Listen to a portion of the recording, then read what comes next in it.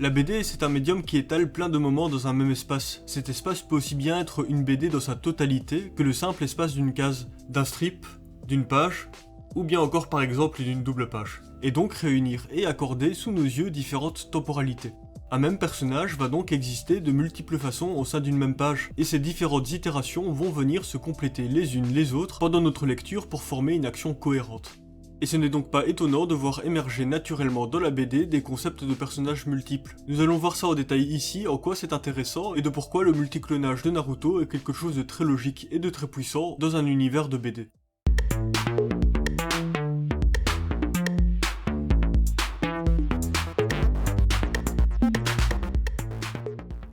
On peut commencer déjà par la plus petite unité de la BD, qu'on appelle la case, et ce quelle que soit sa forme ou son contour. Il coexiste souvent au sein d'une même seule case différentes temporalités, qui va généralement dans le sens de lecture, soit de gauche vers la droite pour les BD occidentales. Par exemple, un premier dialogue et sa réponse. Et cette tension entre différentes temporalités peut se remarquer notamment quand il y a un gros contraste entre la longueur d'une parole par rapport à l'action fixe d'un personnage. Mais dans de plus rares cas, ce même personnage peut également posséder différentes itérations, et ce de manière très marquée. Un dessinateur peut multiplier une partie précise du corps de son personnage pour montrer de l'agitation ou encore de la rapidité. La représentation physique va alors souvent être mise en contraste avec le reste de son corps, plus inerte, ou même vis-à-vis des autres personnages qui seront alors perçus comme plus calmes ou plus lents. Le mouvement rapide d'un bras qui frappe peut être davantage synthétisé et n'être plus qu'un trait blanc de vitesse que l'œil n'a pas le temps de capturer. Le mouvement peut alors être surtout suggéré, mais le fait de dessiner plusieurs fois le point en action rappelle qu'un personnage de BD, bien qu'étant une image fixe, représente la plupart du temps un corps en mouvement, en action. Par exemple, ses lèvres doivent bien bouger pour parler, mais la suggestion et notre expérience de la réalité suffisent à nous faire comprendre cela instinctivement, sans artifice. Ensuite, toujours sur une même case, un personnage peut carrément être montré à de multiples moments très distincts, ce qui peut alors davantage ramener les autres personnages vers leurs conditions d'image fixe, que cela soit au sein d'une même case ou plus globalement. Dans une BD, multiplier la temporalité d'un personnage veut souvent dire multiplier sa présence physique, et donc lui donner de l'importance dans la composition de la page. Mais cette mise en scène plus atypique est en fait un renforcement d'une distribution de l'action très classique qu'on a l'habitude de voir. Si on découpe cette scène en plusieurs cases, on revient à ce régime plus classique et donc à une moins grande rupture narrative. Quelque chose qui est en fait moins spectaculaire. La narration et notre ressenti est grandement influencé par la manière dont un auteur va distribuer et gérer l'espace de sa BD. Un personnage se déplace donc à la fois dans le décor dessiné, mais aussi à travers les différents compartiments de la BD. C'est pour cela qu'un personnage se déplacera souvent dans le sens de lecture pour accompagner le lecteur qui suivra de l'œil son mouvement vers le prochain compartiment. Et cette idée de balade peut parfois sauter aux yeux selon la mise en scène adoptée par l'auteur, qui vient renforcer cette idée de la page comme espace à parcourir. Et mettre ainsi en évidence que chaque itération du personnage représente un point d'ancrage dans le déroulé de son action, que l'on appréhende à la fois progressivement et à la fois dans sa totalité. On peut y voir une sorte de parcours de randonnée, fléché et marqué par différents indicateurs plus ou moins forts, comme par exemple un personnage principal ou des bulles de dialogue qui vont attirer notre œil. En tant que lecteur ou lectrice vétéran, on appréhende tout cela instinctivement, et on opère constamment des petites comparaisons entre différents éléments qui nous permettent en fin de compte de reconstituer avec fluidité la narration. Progressivement donc dans l'ordre de lecture linéaire et dans sa totalité par les jeux de comparaison qui se font à plus grande échelle et via des allers-retours, comme par exemple la première ou dernière case d'une page ou d'une double page qui peuvent se faire écho l'une et l'autre.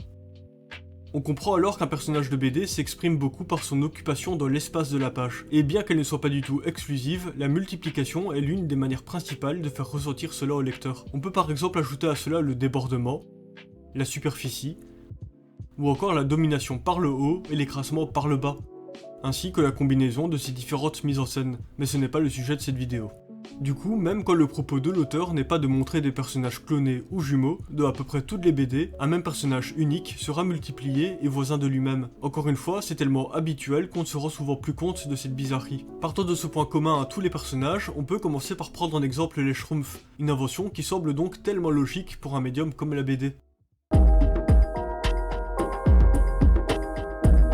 La force des Schtroumpfs sur Gargamel, ce sera effectivement leur nombre, mais pas seulement. Leur force vient aussi de leur impact de mise en scène à être tous identiques. Avant la trop grande prolifération des Schtroumpfs atypiques et personnalisés, les Schtroumpfs étaient à peu près tous interchangeables. Cela permettait à Peyo, leur créateur, de les faire agir à la fois individuellement et à la fois collectivement. On l'a vu, un personnage de BD qui se multiplie au sein d'une même case est un code qui se remarque, une mise en scène excentrique qui ne rentre pas dans la grammaire de toutes les BD. Plus le personnage sera multiplié, plus il aura de chances de dénoter.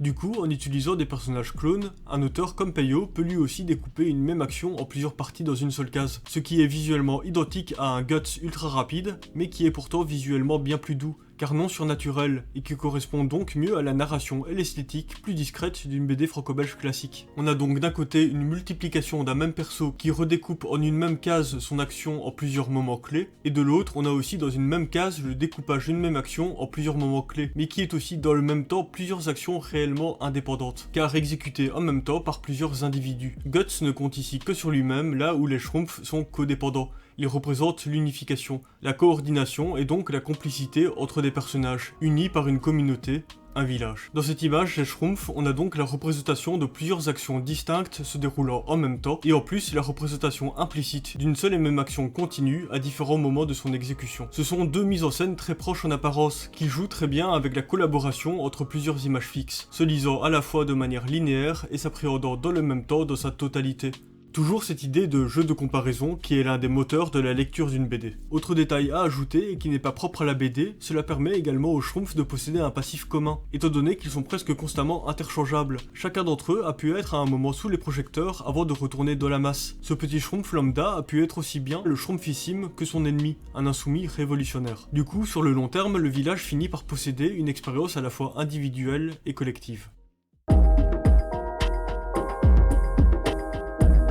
Les Rapetou, eux, ne sont pas strictement identiques, car ils possèdent chacun un numéro de prisonnier différent. Ils seront donc logiquement moins unis entre eux que les Schtroumpfs. Mais bon, l'idée reste la même, surtout que c'est un élément très discret. Chez Don Rosa, on pourra donc voir également des personnages dérouler et compléter mutuellement une même action. D'ailleurs, dans cet épisode de Picsou, on peut voir que cette mise en scène en une case est bien plus utilisée et probablement conscientisée que chez Peyo. Il y aurait eu également la possibilité de faire ça pour Riri, Fifi et Loulou, mais ici, ils s'entraident sans recourir à cette mise en scène en déroulé, ou alors dans une bien moindre mesure que les Rapetou. Don Rosa voulait sans doute caractériser les Rapetou et les singulariser dans le récit. Comme ce sont tous des personnages de Disney qui ont été pris en main par beaucoup de personnes différentes, je ne sais pas dans quelle mesure cette mise en scène est oui ou non la norme à travers toutes les BD chez les Rapetou ou les neveux.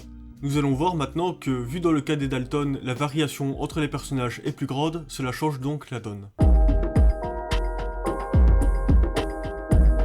Ils vont parfois représenter cette idée d'unification, que cela soit pour montrer leur fraternité ou encore les représenter comme un hydre ou un totem monstrueux. Mais une des grandes caractéristiques des Dalton, c'est bien leur désorganisation et leur mésentente, une disharmonie ironique montrée par leur clonage raté. Ils se détestent mais sont unis pour la vie, ils sont à la fois coordonnés et non coordonnés. Les deux frères qui sortent du lot sont Joe et Avril, et sont donc les deux personnages les plus caractérisés, là où William et Jack sont bien plus effacés. Ils sont au milieu, on a du mal à les différencier physiquement et donc de leur personnalité. On ne peut être sûr de les différencier que lorsqu'ils sont inscrits dans leur groupe. Ils servent la plupart du temps d'extension à Joe et à opérer le lien depuis ou vers Avril. Tout cela est mécaniquement logique. Le personnage est aussi porté par son physique, qui influence son occupation dans l'espace et qui lui définit un rôle. De la continuité de l'analyse de la mise en scène vue précédemment avec les Schtroumpfs et les Rapetou, la majorité du temps, l'action groupée des Dalton sera aussi montrée dans une même case et non sur une séquence plus large. Mais on est bien ici dans un cas de figure différent d'auparavant, où les auteurs vont pouvoir non seulement montrer une action en déroulé, mais aussi être dans une répétition stricte d'une action, tout en gardant pourtant, grâce au jeu de taille, une variation continue entre les itérations. La répétition donne ici un rendu et donc une impression très différente par rapport à si les Dalton étaient strictement les mêmes. Il y a un sentiment d'évolution de l'action répétée, d'une montée ou d'une descente, et donc d'une accentuation progressive ou dégressive selon la mise en place des Dalton dans l'ordre de lecture.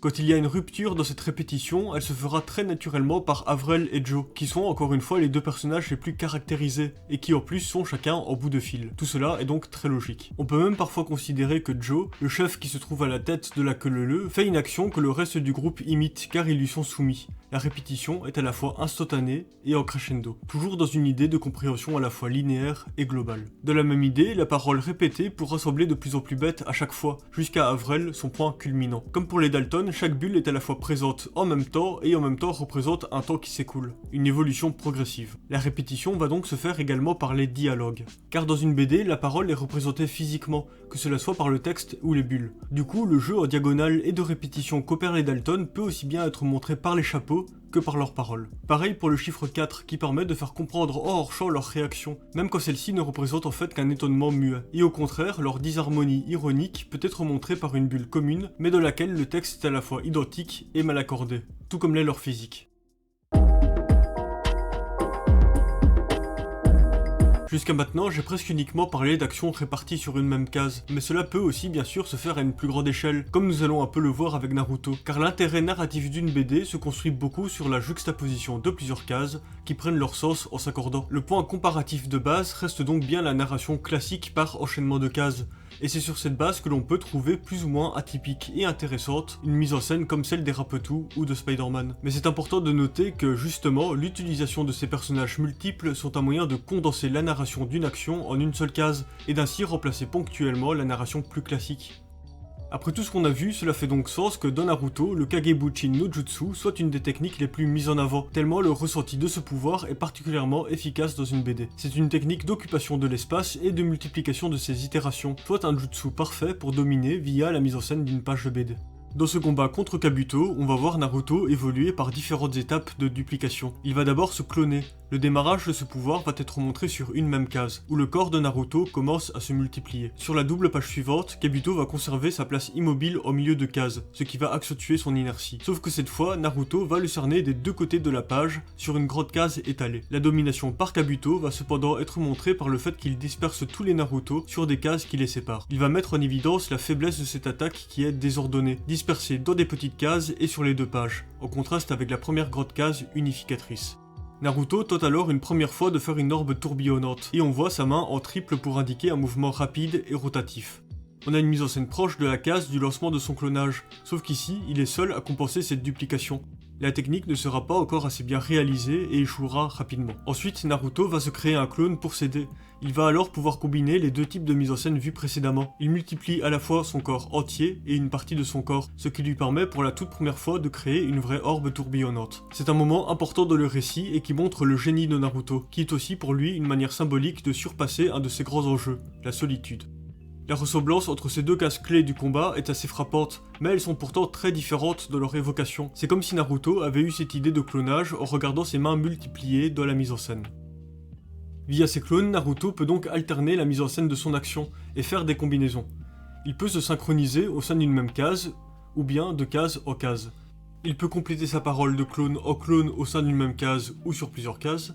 Il peut donner l'impression de mouvement via la répétition d'un corps pourtant immobile, il peut cerner son adversaire à la fois dans le décor et dans la mise en page. Et comme pour les Rapetou, c'est une mise en scène qui nous est montrée comme logique dans le récit et qui n'est pas là pour dénoter comme pour un Deadpool. Ce qui fait que la mise en scène de Naruto qui commence une phrase pour la compléter sur une autre case peut aussi bien se faire de clone en clone que via Naruto seul, qui sera alors juste une répétition classique du même personnage. On montre et intègre avec fluidité une technique excentrique comme le clonage. Le clonage est donc ici parfois uniquement une remise en perspective de codes de narration très classiques.